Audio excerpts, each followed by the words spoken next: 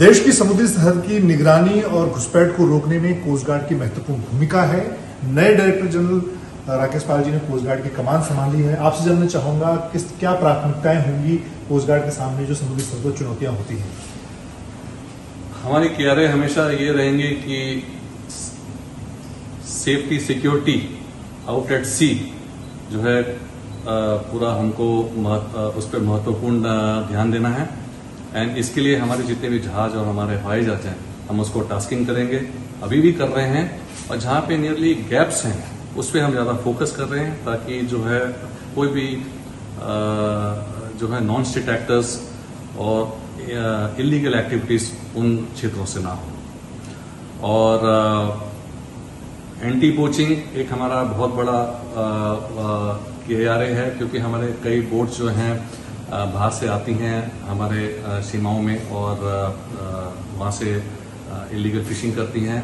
उसके लिए जो है हमारे जो जहाज, हवाई जहाज, छोटी बोट हैं और जो हमारे मल्टी स्टेक होल्डर्स हैं उनके साथ कोऑर्डिनेट करके जितनी भी हमारी जो हमारी ड्यूटीज हैं उनको निभाने के लिए मेरी सबसे ज्यादा प्राथमिकता रहेगी।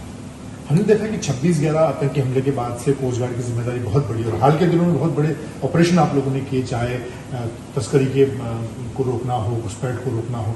अब उसको लेकर क्या नई तकनीक का इस्तेमाल कर रहे हैं, कैसे उसको और आप बढ़ाएंगे?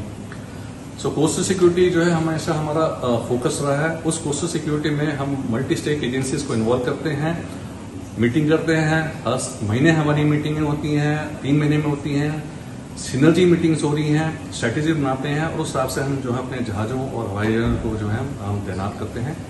और हमेशा हमारी प्राथमिकता शुरू से और आखिर तक यही रहेगी कि किस तरह हम अपने जो ऑपरेशनल एक्टिविटीज हैं वो हम उसको और कैसे सुदृढ़ बनाएं और कैसे हम उनको मीनिंगफुल बनाएं। हाल में कुछ बड़े ऑपरेशन भी आपने किए?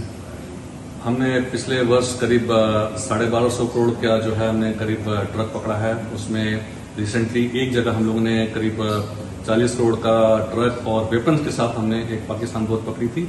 इस तरह कई सारी बोटें हमने पकड़ी हैं और हमें उम्मीद है कि हमारी जो क्षेत्र हैं, जो हमारी जो इम्पोर्टेंट सीमाएं हैं वहां पे हम अपने जहाज रखेंगे, हवाई जहाज रखेंगे ताकि उस जगह पे हम ज्यादा चौकन्ना रहें ताकि कोई भी जो है उस जगह से कोई घुसपैठ ना कर पाए। हमारा एक उद्देश्य ये भी है कि एंटी नार्कोटिक्स के अगेंस्ट में जो गवर्नमेंट ऑफ इंडिया का अभियान है उसमें हम जो है बढ़ चढ़ के भाग लेंगे और हम जितनी भी एजेंसीज हैं NCB, DRI, ATS उनके साथ हम मिलकर जो है बहुत बाखूबी काम कर रहे हैं और हमारे कोऑर्डिनेशन की वजह से कई सारे ऑपरेशंस। एक आखिरी सवाल, प्रधानमंत्री मोदी का लगातार तीनों सेनाओं और कोस्ट गार्ड के लिए फोकस रहता है कि हम आत्मनिर्भरता को बढ़ावा दें, मेक इन इंडिया की तरफ बढ़े। उसमें कोस्ट गार्ड किस तरह से अपनी भूमिका को आगे बढ़ाएगा? मैं ये बताना चाहता हूँ कि हमारे जितने भी जहाज, हवाई जहाज हैं वो सारे हमारे जो है मेक इन इंडिया ही हैं। हमारे हवाई जहाज ऐसा सारे HAL बनाती है और ये मैं कहना चाहता हूँ कि उसमें करीब 60 से 70% जो है मेक इन इंडिया है। और जहां तक जहाज हैं, अभी हम कई सारे जहाज खरीद रहे हैं। जितने भी हमने कॉन्ट्रैक्ट साइन करने वाले हैं उसमें कम से कम 60 से 65% जो है उसमें मेक इन इंडिया होगा। और मेक इन इंडिया करने के लिए हमने अपनी एक टीम भी बनाई है जो कि जगह जगह देश में जाएगी और पता करेगी कि कुछ इक्विपमेंट या कुछ जो यंत्र या कुछ जो भी इक्विपमेंट होते हैं जो हम बाहर से लेते हैं क्या वो बन सकते हैं हिंदुस्तान में, ताकि प्रोटोटाइप बन जाए। IDEX के तहत में हम लोग कुछ चुनौतियां दे रहे हैं, उसके तहत पे भी हम कोशिश करेंगे कुछ हमारे मेजर इक्विपमेंट जो हमको बाहर से लेने पड़ रहे हैं क्या हिंदुस्तान में बन सकते हैं। बहुत धन्यवाद।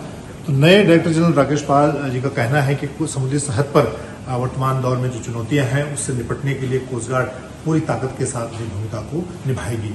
कैमरामैन प्रदीप गुप्ता के साथ मैं जितनी दिल्ली आज तक।